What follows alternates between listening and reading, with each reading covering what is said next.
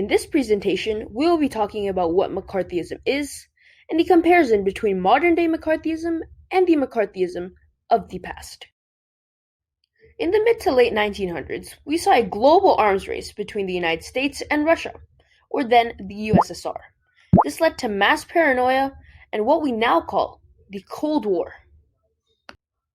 In this time period, we saw many political leaders use this paranoia to create fear-mongering and to create an antitrust atmosphere against communism. This led to radical groups forming across the United States and people gaining a platform. The leader was Joseph McCarthy. In a now infamous speech, Joseph McCarthy told the whole world that he had a list of communist spies. But the fact remains, he didn't say who. This allowed him to use political leverage against his rivals and accuse them of communism.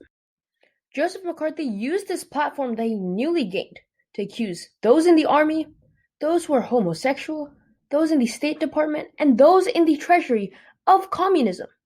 This resulted in the livelihoods of many being destroyed. The term coined by modern-day historians for this dark period of time was the Red Scare. And unfortunately, this was an extremely scary time. And while McCarthy and McCarthyism eventually passed away, we see that the effects of this were irreversible, a country divided. And unfortunately, it's quite ironic that the fact that the winner of all of this was the USSR. Because of our divided country, McCarthyism failed. And the point of this video, that we will argue that the effects of this movement are still present today, and they were at the utmost prevalence in the 2016 election. Specifically, we saw in the 2016 election President Donald J. Trump touting that progressives and those who held progressive agendas as those who were communists, despite the fact that they disputed communism on many accounts.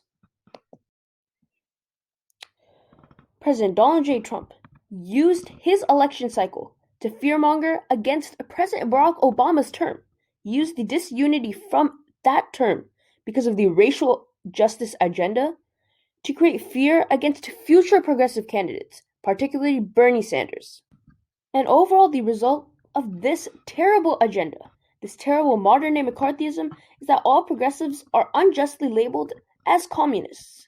And this is quite strikingly parallel to Joseph McCarthy, labeling everyday citizens as a worst fear of the United States. Thank you.